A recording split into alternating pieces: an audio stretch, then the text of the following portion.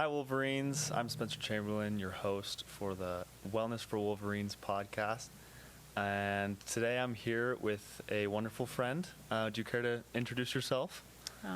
Hello, I am Mary Folk, and I'm a non-traditional student here at UVU. I've come back after quite a couple, 15 years break. So that's awesome. And what are you studying in social work? You like mental health or just like community health? So in 2023 is when I came back and I applied to the social work program, and I got in, so that was super exciting. I applied because I want to become a therapist, and I'm also about like healing and balance and stuff. I read this book by Dr. Bessel van der Kolk called The Body Keeps the Score.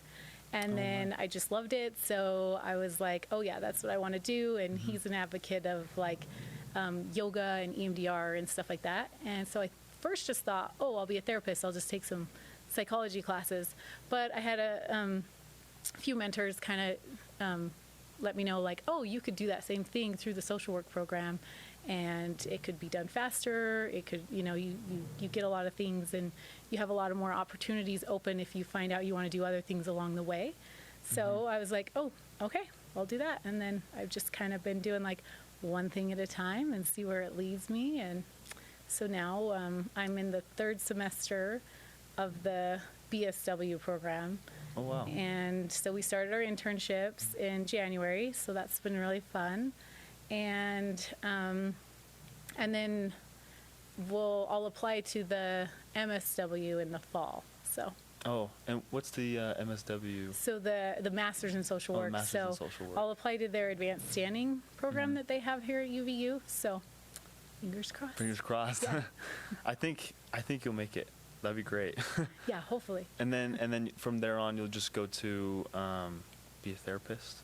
Yeah, I mean, then you got to have like so many hours to then be an LCSW. So, once you've had a lot of like supervised hours, then you could become, the LCSW. So, but I also really like yoga and all those things. So I've been looking into, I'm a certified yoga instructor, but I now want to do trauma-informed certified instructor. So that sounds fun. So that one will be really neat too. So you can kind of like implement that with your practice. Yeah, so, I love that.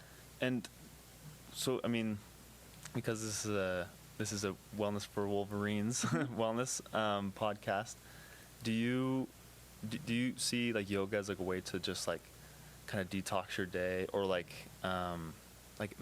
as a way of meditation? Mm-hmm. Yes, like I would say that yoga's been a huge process in my own like healing and being able to find that work, life, family balance. I think the reason why I stopped school back in 2012 was I just didn't have that. I didn't have that awareness, or had the mentorship or like tools to be able to balance some of these things that like where we have to do so many things all at once, and it can get overwhelming for sure. And I just don't think I had that, so I had to kind of like, take a hold and a little pause, and now I've been able to have a lot more tools through mentorship and through yoga. I've been able to find a way to balance those things. It's still a daily challenge, and I do yoga every day, and it still can be very challenging, and you can feel overwhelmed, but it's definitely one of those things where you're like, take one day at a time, day by day. Because it sounds like it could be pretty stressful. How do you find the balance between being a yoga instructor, doing yoga for yourself as well, and going to school? And then you also mentioned you're a mom as well, and you're a non-traditional student. How do you find the balance between all those and still maintain a healthy, mental state and physical like well-being? Yeah, I would. So I'm a huge Brene Brown fan. So she's all about the the one book, Gifts of Imperfection. So that was really good to read a few years ago. to kind of get out of that like perfectionist mindset of you have to do it all perfectly. And so a lot of times at first I think I would feel really guilty for leaving my family to do something for myself. And yeah, so it's been good to when I started with yoga, that was that like first thing of like, oh, I need to do this for myself. And it was really hard for my family at first, but they got on board, and then they just knew like, oh, mom's doing yoga, and they eventually all just like left me alone. And when I realized that, I was like, oh, like yeah, this is really good for me, and it was helping me with emotion regulation and different things. And so it was kind of like a safe space for you, and it kind of a way to relieve stress. Yes. Yeah. Yes, and then we ended up having a house fire in January of 2022. So I had been practicing yoga for about 6 months at that time, and I don't know, I kind of felt a little bit of a calm, and the rest of my family, I had seen different reactions of each one of each person, and I kind of see yoga as a way that kept me very regulated during that time, and not falling down any kind of slippery slopes of like, everything's the worst, So yeah, at that time, I just saw like the benefits of how much yoga helped. And then shortly after that, I decided to seek some mentorship. And then once I did that and was able to I read The Body Keeps the Score and those things. And then I was just like, oh, it seemed to all kind of just line up and fall into place, where I was able to, as long as I took care of myself and like made sure that that I was like taking care of me, having that like yoga, kind of making sure that you eat at the right times and you don't skip meals and those kinds of things. Then things just kind of fell into place where I felt like I could be there for my family. I then applied for the program and got in and stuff. And it's like the more you worked on yourself, the more things just worked out around you. Yeah, and I noticed that like a lot of times I would be telling, you tell your family like, oh, we got to do this, or we got to go to school, or we got to do these things. And I noticed that my children would want to they do more what I do, not what I say. So as soon as my oldest, he graduated from high school, and he didn't really want to go to college and stuff. So I was kind of like a little sad about that. I was like, oh, and we had put some money aside and stuff for him to go. But when he decided not to, I just was like, well, then I'm going. And I decided I would go. And now I've had all the rest of the kids all saying things like, oh, like they just assume like they're going to go and they're going to go to school. And maybe they will, maybe they won't. And but I've just seen that like more of like doing the things that are good for you, and then your kids will mirror you. They'll mirror what you do rather than what you say. And so you could take that into not just with your children. It could be with anyone that you associate with. So being what you want and to see in others, if you be that, then a lot of times people mirror you and do that. So leading by example. Yes. My mom, so funny story, my mom also does yoga in the mornings. Oh, that's neat. It's totally inspired me to try out yoga too. And I wanted to try yoga, but also she's been really diligent about just getting up and caring for herself. And because sometimes I'll see her in the mornings, and every day is different. Sometimes she won't do it. She won't have time in the morning, but sometimes she'll get up and she just tells me, hey, I gotta go downstairs and go do some yoga, or I gotta go. Sometimes it's some lightweight weightlifting, and she watches some videos, and I love it. It's been a cool example to me. Like, oh, she set some time apart for herself to go to work on herself, and I think that's great because she's also going back to school, kind of like the same thing that you're doing, and I love that. It's been a great example. Yeah, I love that you said that, because at first my husband, he was like, I am never doing anything to do with yoga, but the more I've stuck with it, he's not full on yoga lover, but there are times when he'll come and be like, oh yeah, like I'll do it. He'll do a lot of the like neck things or neck stretches or things that help you with text neck, because we're always on our phones so Yeah, much. So looking we get down. these like kinks in our neck and stuff. So it's really kind of neat that he'll be like that. And Vanderkolk, Dr. Vanderkolk, who did the Body Keeps the Score, he's also a yoga instructor. Once he saw the benefits of yoga, then he decided to go and be an instructor, as well. So and then he's a therapist, and he's a yoga instructor, and he's a big advocate for that. So, and he does EMDR and all those things. Yeah. What is So, EMDR? the eye movement desensitization, desensitization reprocessing. So Oh, wow. it's kind of like, we have the rapid eye movement in REM sleep. Yes. That's when we're like processing a lot of things in our emotions in different states. So EMDR is kind of like a therapeutic technique to help people with PTSD and really traumatic memories and stuff. And then instead of just going to talk therapy and talking about it, sometimes people can be like re-traumatized by just re-talking about it. Re-talking about So it. yeah, EMDR is a way to process those things that happened, and sometimes you don't even have to talk about it. Like the therapist will just ask you, like you could just think about it, but then they're doing a bilateral stimulation by either moving their hand, or there's these handheld devices, Oh, wow. or like just going from one side of the brain to the other side of the brain and like looking from back and forth. There's definitely way to, more like, to it, and desensitize yeah, it and kinda relax. there's a process to it, and yeah, I'm not certified in it, so I'm sure that if you had a certified EMDR person here, they could say all the things. But yeah, so that's a goal of mine, is to become EMDR certified, to help certified. people. And that was because of our fire. I went in to do EMDR after the fire, and I just thought it was really kind of a neat thing. So yeah. Yeah, I love but that. yeah. How do you see like social work or like mental wellness? How do you see that like evolving in the next couple of years with yoga instruction?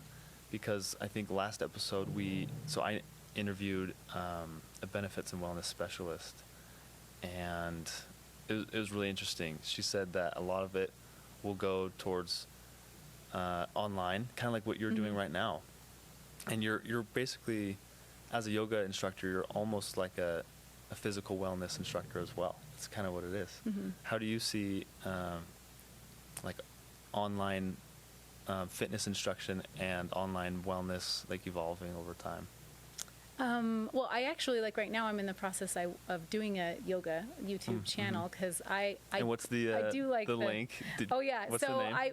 I like we had talked about, I still got to get over that like audio. Like Yeah. I want to Audio. upload these videos. I've recorded like probably 4 or 5 of them. I went to New Zealand. I just got back, like recorded a couple in New Zealand, and but talking in it and then like putting my voice out there. I'm like okay to put myself out there, but then my voice. So Way doing this different. interview is one of those things where I'm overcoming the voice thing. So I think little steps, right? It'll get you to get there. Yes.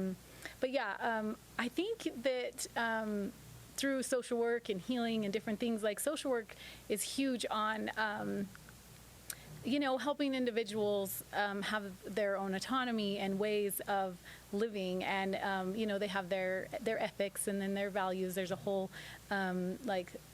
there's a whole section of the ethics of social work, but it's mostly like the dignity, self-worth of a person, and Oh, that's interesting. like Yeah, I love that. helping individuals thrive on their strengths. And so a social worker, once they're a therapist, or even if you are a BSW social worker, you're really geared towards helping people see their strengths and helping them see like the things that they can do and succeed in. And so I just thought that was a really fun aspect of social work. Social work. Yeah, Yeah, I and can see the so- passion like resonating. Like you love to talk about it. Yeah, I And how do. it'll help I do people. love it. It is really neat. My internship that I'm in now, it's with United Way, and they are really big on the 5 factors. And if I can remember them all, but I know there's like this resilience for parents. There is also like helping parents see like the development of their children, which then helps them balance out their emotions. And so a lot of times, we don't have a lot of parents or people that have been taught or had that mirror image of how to emotionally regulate their emotions. And if we're able to help them and see that and educate, parents, then it will pass on. And then, that could be part of that involvement where, as long as parents are being educated, and then they can educate their kids, and then their kids can educate their kids. And Yeah, exactly. Kind of like the example. yes, mindset, leading by and example. going on, keeping that, flow of mirroring each other. So I think that's a really how we could evolve that is like we have so many kids that are on social media and on all these things, but the more we have in health and wellness and in them seeing people maybe creating these exercise, whether it's yoga, tai chi, or something. Yes. It's more really of like the healing aspect of yoga, the idea of it, and the studies they did from 2008 to 2011, and then his book came out like in 2014.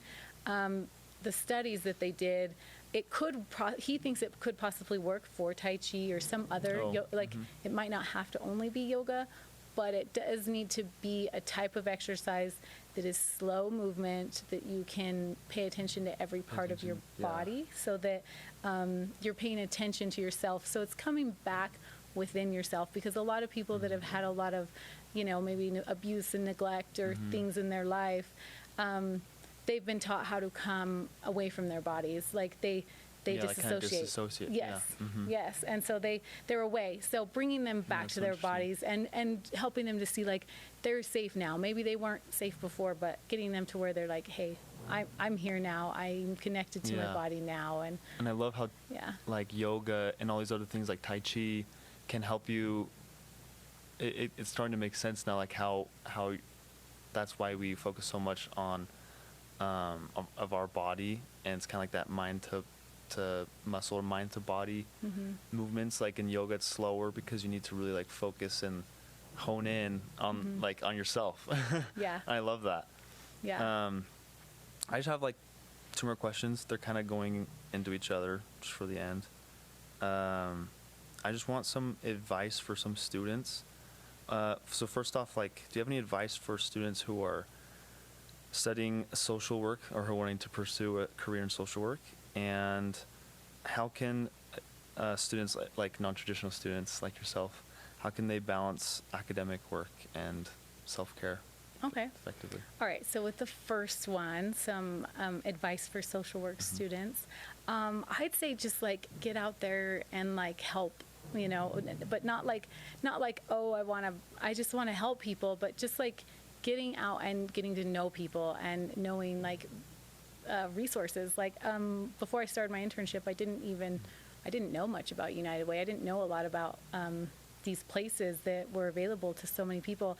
And in our seminar class, other people present their internships, and it's just really kind of like, and I'm older, like I'm older, and you feel like you should know all these things, and I don't know all these things. Sometimes I'm like, whoa, it's like I don't know all the things, and just figuring things out, and just being like it's okay to not know. Like it's okay to not know things, but then go learn, like go and act, like go and do something, go put an effort into your community, into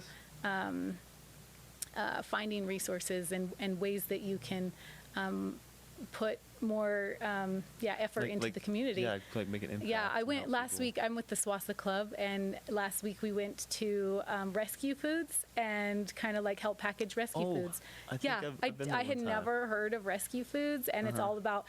They're not about like saving people with like hunger. They're all about like rescuing the food and 'cause the food that will gets go thrown bad. away. Yeah. So they have a whole process. So they've got like a whole Google form. On Monday, Tuesdays, they get all this food in. On Mondays, they take orders, and then Monday nights they package them all up for people that ordered it. And then on Tuesdays, people come pick it up. And they can buy it for super cheap. Yeah, like it's a kinda nice. really good price. And talking to the guy that runs it, his name's David, I believe. He said that like they don't give it away for free because a lot of people are like, oh, this is food, this is just random food, and sometimes, you know, some things could be expired and some things could be looking not so great. But he says he doesn't give it out for free because then people don't use it if you just give it for free. Oh. So they charge That's a small interesting. amount, so then it's more likely that people will actually use it, and then the food's rescued. So Yeah, I it love was just that. like a cool resource that I didn't know about. And just by being in the social work program and in the SWASA Club, Yeah. the SWASA Club is the Social Work Student Association. mhm. So then I really got to know more about that. And yeah, so just knowing Just resources. get out there, yeah, like, get and out just go there, do look. things. Yeah. You know, take action, do stuff. I love that. You know, get off your phone and talk to people. So, yeah, and Go find resources in the community, just ways yeah. you can help. Yeah. So, and with like balancing things as a non-traditional student, I've been fortunate to where like my husband works from home, so he's been able to help a lot with kids and stuff, and them coming home from school and stuff. So, yeah, finding a good support network is definitely needed. In balancing things. So finding people you can trust and people that can help you out, and allowing people to help you. When I first started yoga, I really struggled with, I wanted to do all the things myself, you know? Yeah. And Don't we all? yeah, and a big reason I started yoga is I had hurt my back, and I just really struggled in letting other people do things for me.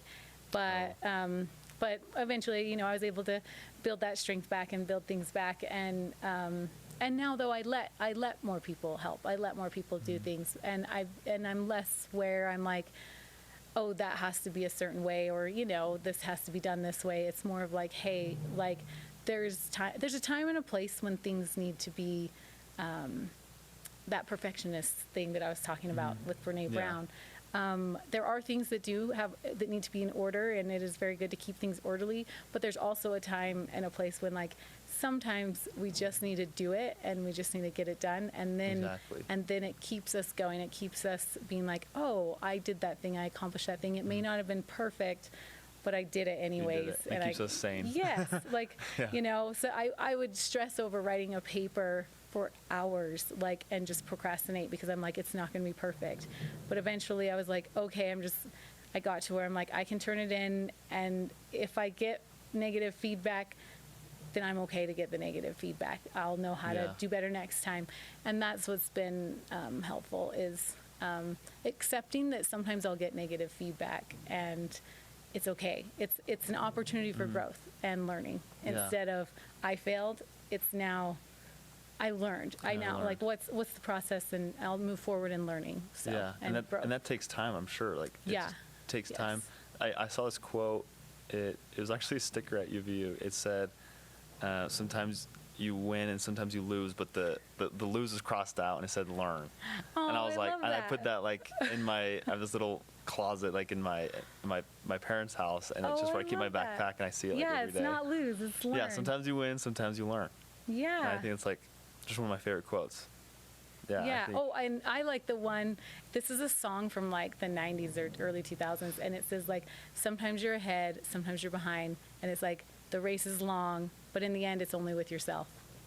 oh yeah. So, yeah, I like, love that. that's and like you're a- only trying to beat yourself. Yeah, Like, yeah. You're your I only think it's like the competition. sunscreen song. I don't know if I'm really dating myself by saying that quote, but I was always like, yes, it is. Sometimes it really is just within yourself and coming Exactly. back to yourself. So, Yeah. you know, and what is it that's good for you, and what's the growth for you, rather than comparing with others. So, Yeah. Well, is there anything else that you'd like to leave with our listeners on all the platforms? Anything you'd like to leave them with? Let's see.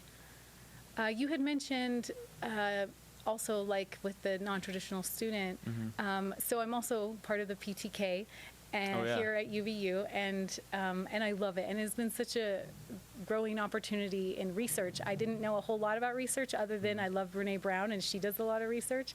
I didn't know the process. I didn't know how to do it, and this year's just been really great in learning that research process, and so yeah, like I feel like part of that, like getting out there, getting to know what UVU has to offer and the opportunities they have for growth and learning, and finding your resources, and getting to know people, and connection. Like it's all about connection. So Yeah, I love that. Thank you so much. yeah. And you guys heard it.